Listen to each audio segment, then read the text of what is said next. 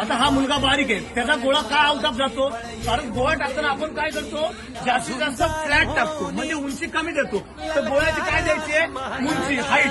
जेवढा हाईट द्याल, जेवढा उंच द्याल, तेवढा गोळा तो लॉंग जाईल. म्हणजे काय जाईल, आउट ऑफ. तुम्हाला गोळ्याची हाईट द्यायची. गोळा फ्लॅट टाकल्यामुळे लगेच टच होतो जमिनीला, मग तो कमी जातो. तुम्हाला गोळ्याची हाईट द्यायची, उंची द्यायची, मग तो गोळा काय जाईल, आउट ऑफ.